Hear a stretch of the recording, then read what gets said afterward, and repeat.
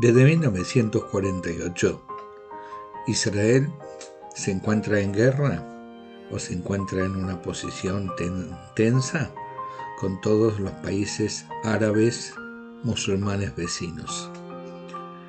Cuando se definió en la tierra que en ese momento era llamada Palestina, tanto para judíos como para los musulmanes, dividir las tierras para dos países, los judíos aceptaron inmediatamente. Por el contrario, todos los países árabes rechazaron esa idea y parte de la población jordana y parte de la población egipcia fueron expulsados de sus países y obligados a ocupar lo que hoy se le llama Palestina, y bautizaron a esa pequeña población palestinos.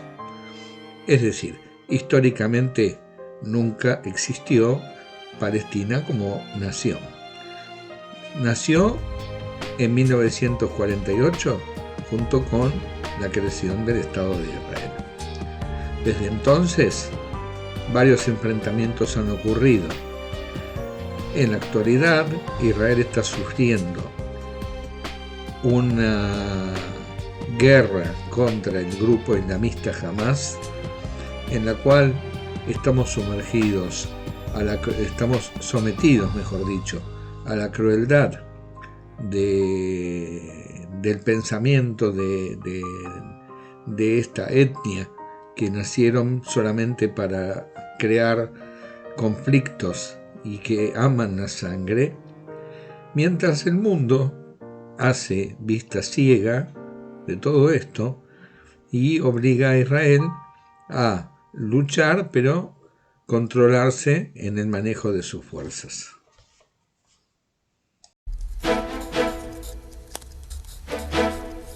...14 de mayo, poco después de medianoche. David Ben Gurión está haciendo historia. A las 4 de la tarde, cuando lea en voz alta estas palabras, la política internacional cambiará para siempre. En este sencillo texto se contiene el sueño al que aspira el pueblo judío desde hace 2000 años.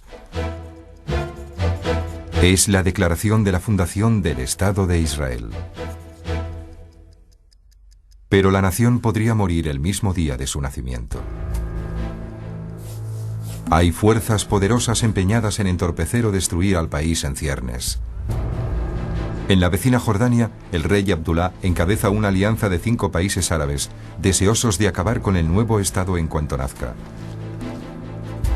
Se opone a las Naciones Unidas, que tiene sus propios planes para Oriente Próximo. La guerra civil devasta la región. Y el Imperio Británico, que ha sido el árbitro regional durante 30 años, se marcha de la zona. Su única esperanza está en Washington. Con el respaldo del presidente Truman, Israel tendría una posibilidad de sobrevivir. Pero Ben Gurión no sabe todavía si Estados Unidos reconocerá al nuevo Estado. Es una apuesta en la que está en juego el futuro de su pueblo y de todo Oriente Próximo. Hace 6 meses, las Naciones Unidas trataron de encontrar una solución política dividiendo Palestina. El Estado judío comprenderá los puertos de Haifa y Tel Aviv y todo el valle de Negev. El Estado árabe comprenderá la fértil sección oriental. Jerusalén quedará bajo la tutela de las Naciones Unidas. Los judíos estaban locos de alegría. Tras la pesadilla del Holocausto, por fin iban a tener un país propio, aunque a costa de los palestinos. Pero formaban el 65% de la población y solo iban a recibir el 40% de la tierra. Se opusieron al reparto y empuñaron las armas. La violencia entre facciones degeneró en guerra civil. El ejército británico se esforzó por separar a los contrincantes. Palestina ha sido un protectorado británico desde la Primera Guerra Mundial, pero la vigencia de ese régimen termina a medianoche de hoy, 14 de mayo. 12 de mayo, Tel Aviv. 2 días antes del fin del régimen británico, Ben Gurión convoca a su gobierno a una reunión de urgencia. Se enfrentan a un solo y difícil dilema: aceptar el alto el fuego y aplazar la independencia, o seguir adelante y arriesgarlo todo en un conflicto armado. Según Ben Gurión, la independencia es prioritaria y merece todos los sacrificios. Pero antes tiene que convencer a su gabinete. Muchos temen proseguir solos y no les faltan motivos. Golda Meir tiene 2 hijos en el frente. Como enviada especial de Ben Gurión en Jordania, ha hablado hace poco con el rey Abdullah para pedirle neutralidad. Abdullah le ha presentado su propia solución. No habrá reparto de Palestina. Él será el único gobernante y a los judíos se les dará una pequeña zona autónoma alrededor de Tel Aviv, pero no un estado. Él será el rey de los judíos. Meir no aceptó la propuesta. Obligado a atacarnos. Es cierto que prometió no hacerlo, que dijo que quiere ser nuestro amigo, pero no puede impedirlo. Lo peor no ha sucedido todavía. El alto el fuego es una iniciativa de Estados Unidos. Si lo rechazan, ponen en peligro el reconocimiento estadounidense de Israel, y sin ese apoyo podrían sucumbir. El ministro de Asuntos Exteriores, Moshe Shered, acaba de volver de Washington. Su misión era poner a Truman de su lado. Se sabe que el presidente simpatiza con la causa judía, pero Shered no consiguió entrevistarse con Truman y habló con el jefe del Departamento de Estado, el senador George Marshall. Marshall me dijo con toda franqueza: no apoyaremos vuestra independencia en este momento. Es más, no os ayudaremos. E impediremos la financiación que recibís de los judíos americanos.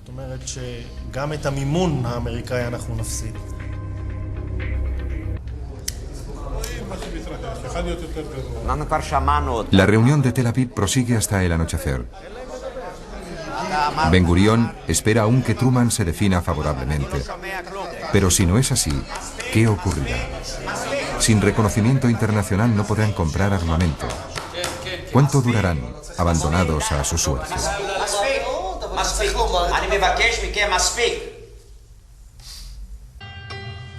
Esto fue hace 2 días. Hoy es el día de la independencia de Israel y hasta el momento los judíos siguen estando solos. Ben Gurión termina el documento de la declaración. El anteproyecto aceptaba el reparto de Naciones Unidas. Pero como los palestinos no han aceptado el reparto en ningún momento, Ben Gurión decide omitir las referencias a las fronteras propuestas por la ONU. No quiere limitar las ambiciones de su país. Para él, Israel es Tierra Santa y Tierra Santa Israel.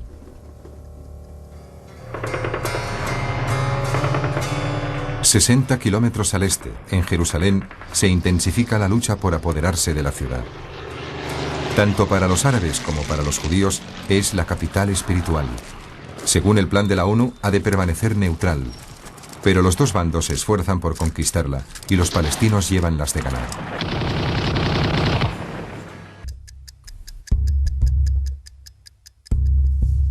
En Tel Aviv, Ben Gurión se prepara para la ceremonia de la independencia. Se han mantenido en secreto la hora y el lugar por miedo a un ataque de la aviación egipcia. Hace solo media hora que han fijado el texto de la declaración. Ya no se echarán atrás, pase lo que pase. Y Ben Gurión conserva la calma ante la tormenta que se avecina.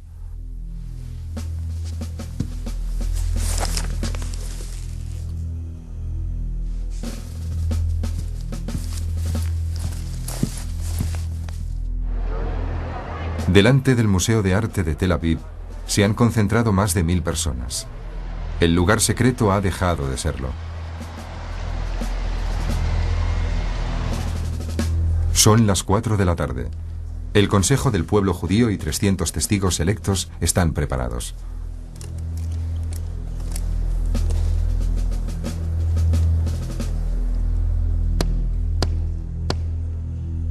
Atikva. Olod balevav eni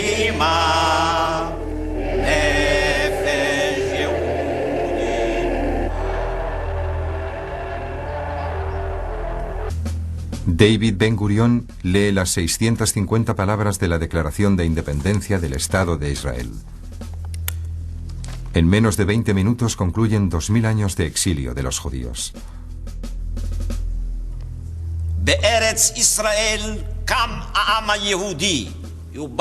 Menciona la Biblia, el Holocausto y la propuesta de la ONU como pasos que se han dado en el camino de la redención presente.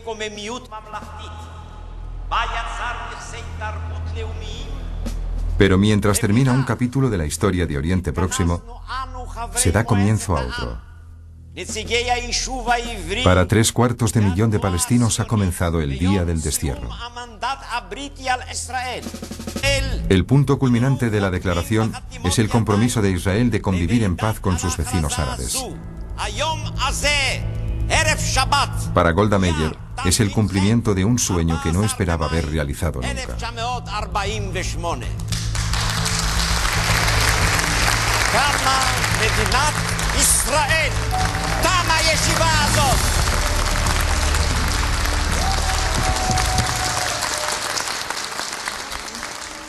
Pero hay tristeza en medio de la alegría.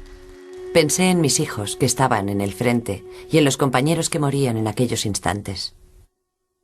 Y pensé en los 6 millones que habían muerto, en todos los que habrían podido estar allí,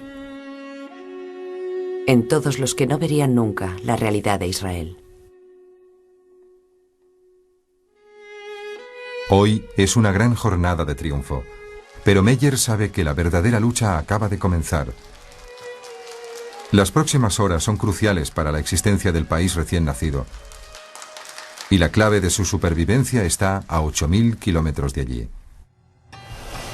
El 14 de mayo termina en el reciente Estado de Israel, un país en tierra de nadie.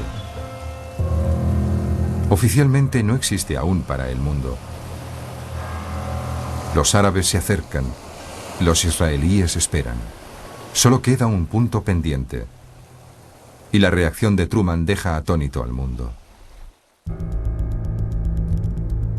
A las 6:11 de la tarde, hora de la costa atlántica, el presidente Truman responde a las peticiones israelíes y reconoce oficialmente a la nueva nación.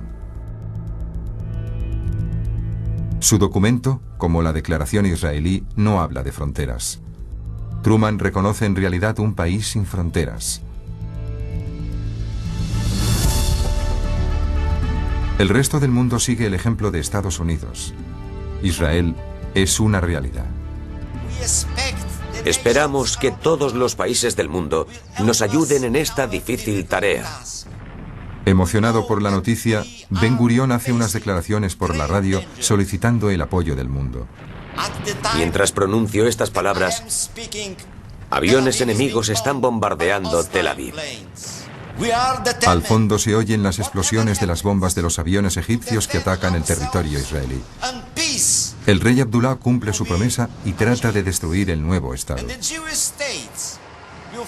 Pero las tornas están a punto de cambiar. Gracias a su reconocimiento, los israelíes pueden adquirir ahora las armas que necesitan y al final ganarán su guerra de independencia. Aquel mismo día, los israelíes ocupan los últimos rincones de Jaffa, sin excluir la casa de Said y Hassan Ali Abi Luhat. 3/4 de millón de palestinos no volverán nunca a su casa. Y en las primeras horas de independencia se establece la pauta de los próximos 50 años. El Estado de Israel sigue existiendo en la actualidad. Pero el sueño de Ben-Gurión sigue sin realizarse. Israel no vive aún en paz. Después de los vaivenes de Estados Unidos en cuanto a tomar una decisión y darle comienzo a la existencia del Estado judío de Israel, habían discusiones políticas como las que siguen ocurriendo en estas épocas modernas, cuando Estados Unidos cambiaba de gobiernos, como por ejemplo Barack Obama, que fue el presidente más anti-israelí de la historia de los Estados Unidos, o Donald Trump, que es uno de los presidentes que más apoyo le dio a nuestro país. Pasaron muchos años, pasaron muchas guerras. Después de lo que acabamos de ver, Todavía faltaba conseguir la independencia luchando contra las fuerzas enemigas. Ejércitos de 5 países invadieron el Estado de Israel. Y eso es lo que vamos a ver en este momento.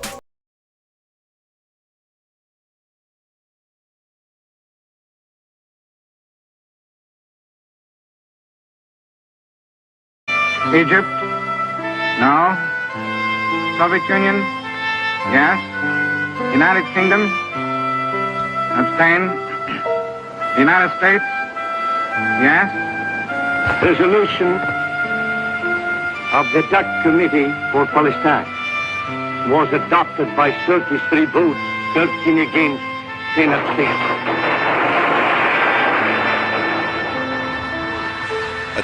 Al final de la Segunda Guerra Mundial, los judíos de Palestina estaban decididos a establecer un Estado. La primera manifestación de la soberanía judía en la tierra de Israel en 2000 años. El 29 de noviembre de 1947, las Naciones Unidas votaron para establecer 2 estados, uno judío y otro árabe, en una Palestina dividida. Los árabes juraron resistirse a la creación del Estado judío, incluso con la guerra. Este documental es la historia de esa guerra.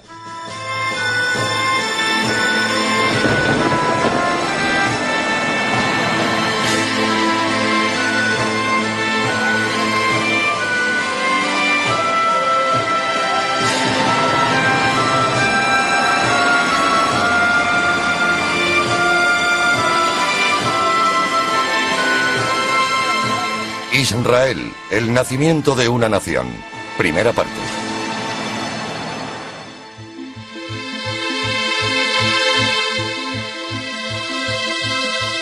Esta es la tierra de Israel, también llamada Palestina desde la conquista romana 2000 años antes. Un territorio de casi 500 kilómetros de largo por 60 de ancho, por el que se ha luchado durante siglos. Y por el que se lucharía otra vez.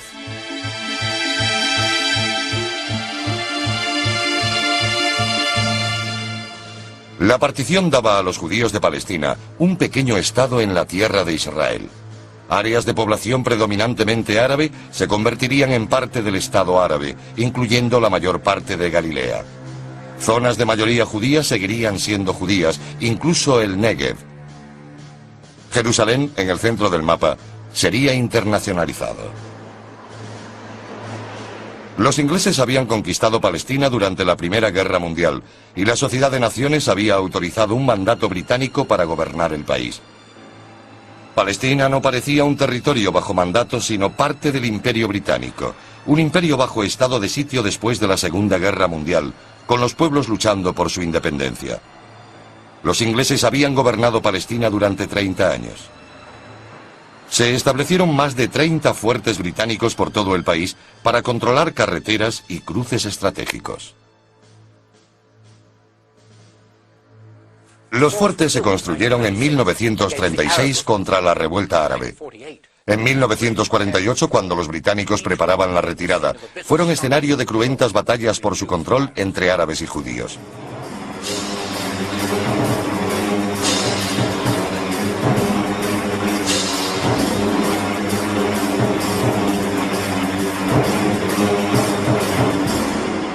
Este fuerte de Getcher estaba localizado cerca del ferrocarril que cruza el río Jordán, que unía Palestina con Transjordania y Siria.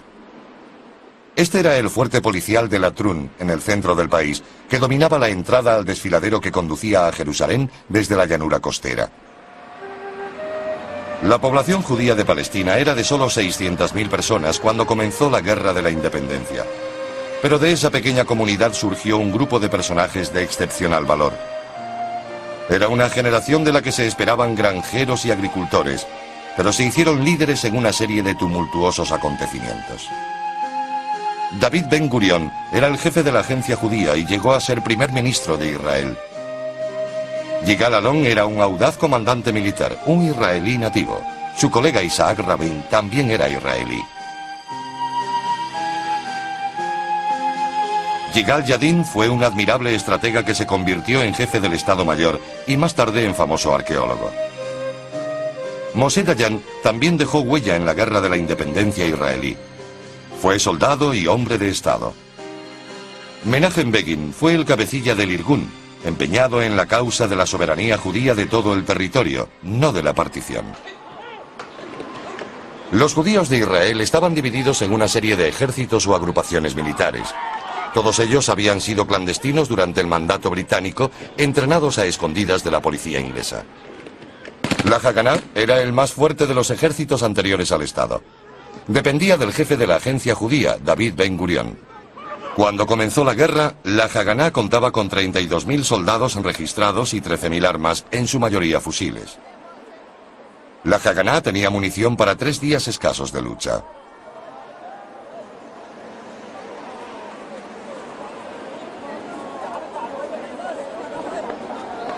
El Palmaj era una unidad de comandos de élite que reclutaba a sus miembros en las cooperativas agrícolas o kibutzim. También era parte de la Haganá, pero tenía un mando semi-independiente. En vísperas de la guerra, el Palmaj tenía 3.000 combatientes en sus filas. El Etzel o Irgun era una fuerza de extrema derecha, implicada en acciones terroristas contra británicos y árabes. Contaba con unos 2.000 hombres.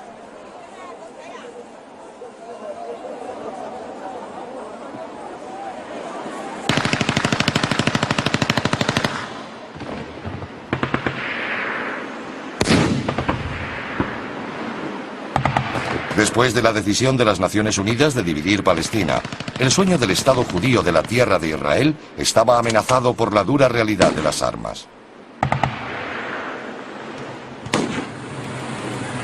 3 días después de que francotiradores árabes atacaran un autobús civil en la costa mediterránea matando a 5 judíos, los árabes asaltaron el centro comercial judío en Jerusalén a las afueras de la puerta de la antigua Jaffa, provocando el caos y la destrucción y reduciéndolo a cenizas. No hubo muertos, pero la población judía quedó conmocionada. En Jerusalén, las comunidades árabes y judías estaban a punto de entrar en guerra.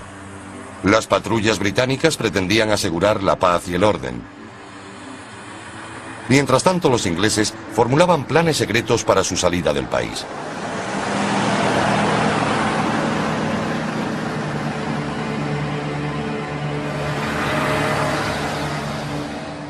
El líder de los judíos palestinos era David Ben Gurion.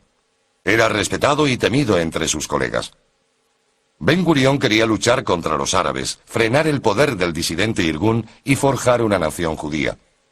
Su visión de un Estado democrático judío y su estrategia para conseguirlo determinó la lucha de los nuevos israelíes contra sus enemigos.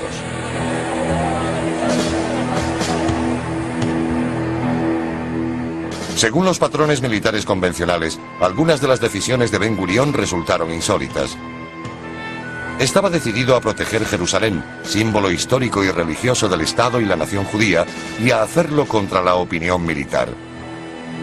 La ciudad estaba lejos de la llanura costera, sujeta al asedio árabe y muy difícil de defender. Ben Gurion también se había comprometido a defender todos los asentamientos judíos. Al sur de Jerusalén estaba Gush Etzion, un grupo de 4 pequeñas cooperativas agrícolas, o kibutzim, con solo unos cientos de residentes. Gush Etzion estaba fuera de la frontera del Estado judío, en el plan de partición de las Naciones Unidas. A principios de enero, un oficial del Palmaj, Uzi Narkis, se convirtió en comandante de Gush Etzion.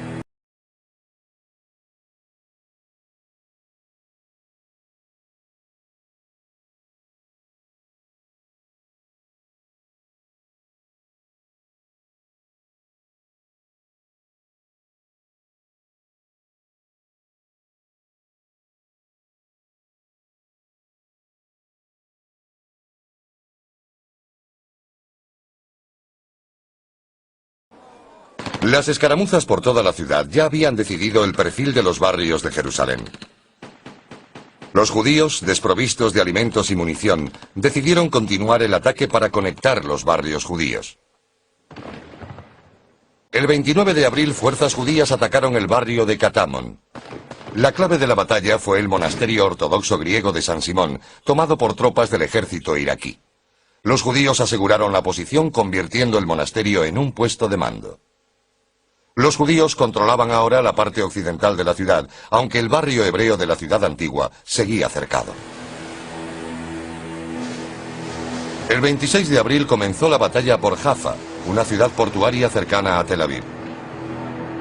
Jaffa era parte de la zona incluida en el Estado árabe en el plan de partición de las Naciones Unidas. Las fuerzas del Irgun abrieron el camino en un ataque coordinado con la Haganah. El bombardeo británico de Tel Aviv y un ataque aéreo sobre la cercana Bat Yam debían ayudar a los árabes. Los soldados británicos abrieron fuego sobre los judíos que amenazaban con provocar la caída de esta crucial ciudad árabe. El 11 de mayo los judíos habían ganado. Los árabes huyeron en masa de Jaffa. De 70.000 residentes, solo 3.000 permanecieron en la ciudad. Casi simultáneamente, la lucha por el control de la Galilea Oriental en el norte del país alcanzaba su punto álgido. Los árabes de Safed tenían fama de ser duros combatientes. Cuando los ingleses evacuaron la ciudad a mediados de abril, una unidad del Palmaj se había infiltrado en el barrio judío en la parte alta de la ciudad. Hubo un punto muerto durante varias semanas. Atacamos sin éxito. La moral estaba muy baja.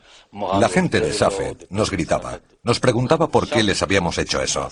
Podíamos habernos rendido a los árabes y ellos habrían sobrevivido, pero ahora los masacrarían.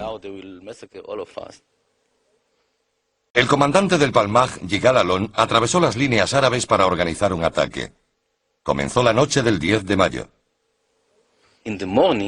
Por la mañana Safed estaba vacío. 15.000 árabes abandonaron el pueblo en una noche y Safed estaba en nuestras manos.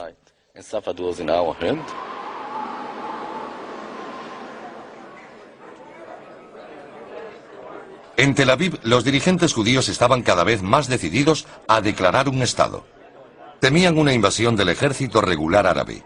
Había una posibilidad para detener la masacre: convencer al rey de Transjordania, Abdullah, para que se retirara de la coalición de ejércitos árabes. Ben Gurión designó a Golda Meir como emisaria secreta. Se infiltró con un pequeño grupo a través de territorio controlado por árabes. Hicieron muchos esfuerzos de última hora para evitar la guerra. El 10 de mayo Golda Meir llegó al río Jordán y, disfrazada de árabe, cruzó el río para reunirse con el rey Abdullah en su palacio de verano de Chunek. El rey dijo que no habría guerra si los judíos accedían a no declarar el Estado y detenían toda futura inmigración judía. Era inaceptable. Decenas de miles de supervivientes del Holocausto esperaban entrar en Palestina. Si su majestad quiere la guerra, dijo Golda Meir, habrá guerra. Y añadió, quizá volvamos a encontrarnos pronto, después del establecimiento del Estado. A punto de declararse el Estado, los árabes reanudaron los ataques sobre el aislado kibutz judío de Faret Zion, al sur de Jerusalén. Los heridos fueron trasladados al kibutz vecino. Árabes irregulares entraron en el Faret Zion y aniquilaron a todo el que encontraron. Poco después, la Legión Árabe de Transjordania expulsó a los irregulares y tomó los asentamientos judíos vecinos. Cuando se creó el Estado judío, nosotros fuimos los últimos en salir del kibutz de Gush Etzion y nos hicieron prisioneros de guerra.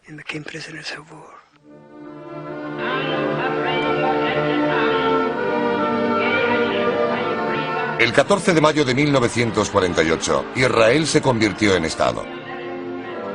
Ahora había una soberanía judía sobre parte de Israel, después de 2000 años de diáspora. La felicidad recorría las calles de Tel Aviv y Jerusalén. La alegría del presente ocultaba los peligros futuros.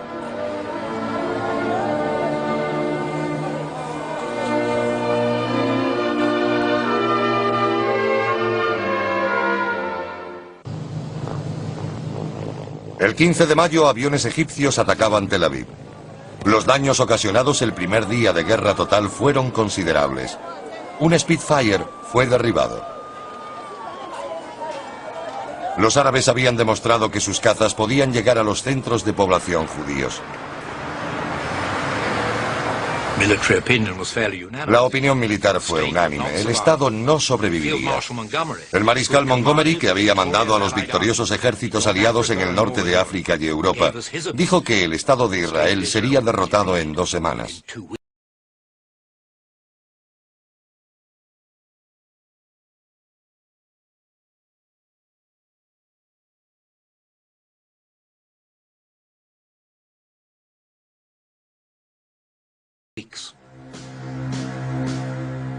Los árabes amenazaban a Israel por todos los frentes. Al sur, el ejército egipcio preparaba un ataque a gran escala sobre Tel Aviv y Jerusalén. En el centro, la legión árabe jordana ya estaba en Jerusalén y reforzaba sus tropas. El ejército iraquí se unió a la contienda. Al norte, los ejércitos sirio y libanés se preparaban para la invasión. El 15 de mayo los sirios se prepararon para el ataque en el extremo meridional del mar de Galilea. Avanzaron durante la noche. Los dos asentamientos judíos más cercanos habían sido evacuados. En Semach, 42 judíos defendían la antigua fortaleza británica. Lucharon durante 2 días hasta que murieron. En Tel Aviv, David Ben Gurión ordenó a Moshe Dayan dirigirse al norte con estas palabras: protege los asentamientos del Valle del Jordán. Dayan reunió las fuerzas para la defensa, pero estaban desesperadamente escasos de armas y munición. A las 4:30 de la madrugada del 20 de mayo, el ejército sirio atacó Deganya con tanques y lanzallamas. Comenzó una sangrienta batalla.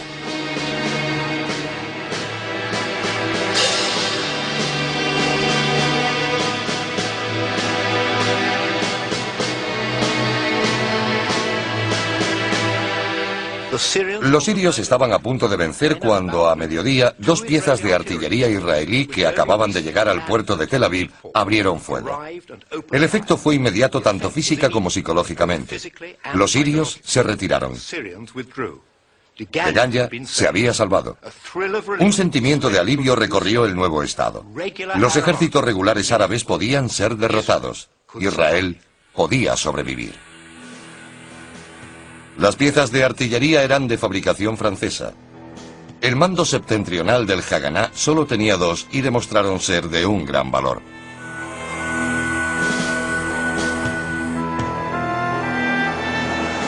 Al sur de Deganya, los habitantes del kibutz de Getzer estaban recibiendo refuerzos del Haganá. Habían pasado 2 semanas entrenándose. Tenían más armas y munición que antes. Pero confirmando sus peores miedos, una fuerza del ejército iraquí apareció en la orilla jordana del río, donde la legión árabe había acampado 2 semanas antes.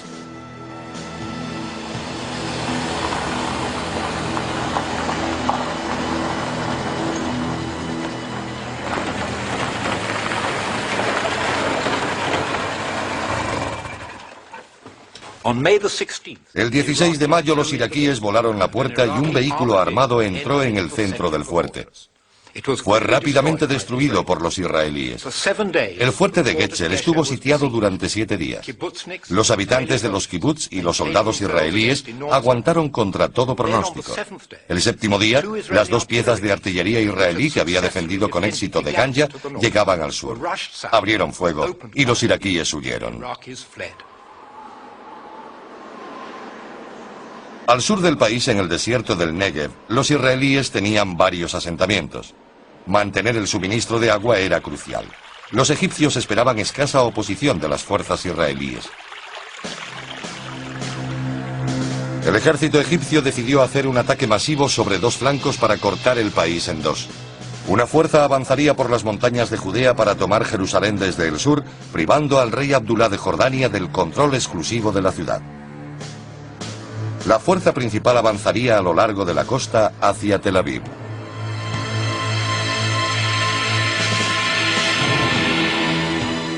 Esta recreación del campo de batalla recuerda a los 100 hombres y mujeres que aguantaron heroicamente el ataque de las fuerzas egipcias durante 5 días. El 19 de mayo los egipcios atacaron Yar Mordecai al sur de Tel Aviv. La defensa se enfrentó a infantería, tanques, artillería y aviones. El 2.º día de batalla habían muerto 18 hombres. El 3er día el kibutz dio señales de que estaban próximos al agotamiento. Uno de los comandantes del amenazado kibutz era Munio Brandwein. Nos atacaron con artillería, aviones y morteros. Su infantería avanzó hasta colocarse a 150 metros. Abrimos fuego y atacamos.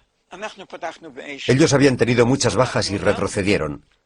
Pensamos que se habían retirado todos.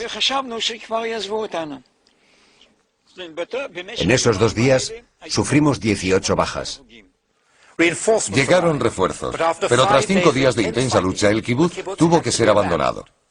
Esos 5 días proporcionaron un respiro esencial, gracias al cual se pudieron enviar armas y refuerzos al norte para la defensa de Tel Aviv.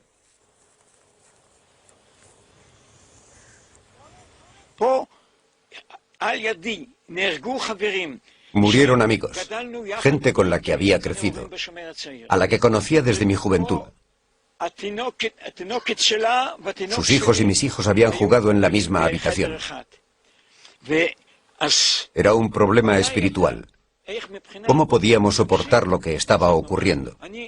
Pero preferí calmarme, tenerlo todo bajo control porque había que actuar contra el invasor.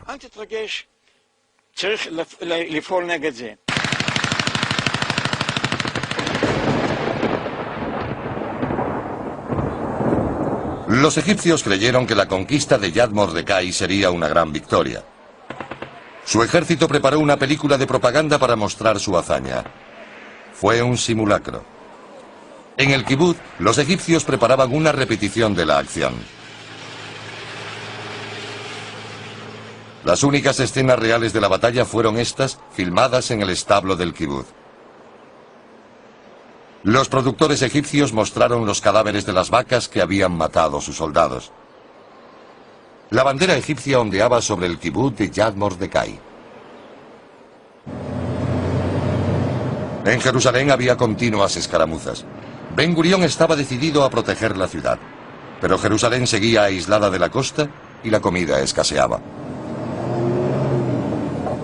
Cuando un convoy pudo entrar con alimentos y municiones, el júbilo se extendió por toda la ciudad. No estaba claro que los israelíes pudieran defender la ciudad nueva, y mucho menos su barrio en la parte antigua. El 27 de mayo la ciudad antigua cayó. Fue un trágico final para una historia de valor y esperanza.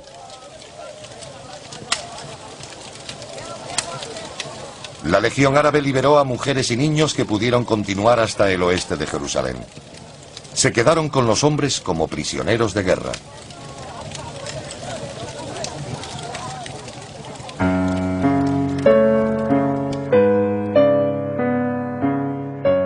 Esther Kylingol, una religiosa inglesa, fue una de las combatientes judías. Fue alcanzada por un proyectil jordano el último día de la batalla. Cuando el barrio judío se rindió, los soldados jordanos la llevaron, herida pero aún con vida, al cercano monasterio armenio. En su lecho de muerte, rehusó un cigarrillo. Era el Sabbat y estaba prohibido fumar. Había escrito a sus padres unos días antes: os escribo para pediros que pase lo que pase, os lo toméis con el mismo espíritu que me lo tomo yo. No me arrepiento de nada. Hemos librado una gran batalla. He probado lo que es el infierno, pero ha merecido la pena porque estoy convencida de que al final disfrutaremos de un Estado judío y veremos colmados nuestros deseos. Me alegra pensar que vosotros podéis disfrutar y saborear los frutos de nuestra lucha. Sed felices y recordadme con dicha. Shalom y adiós. Os quiere, Esther.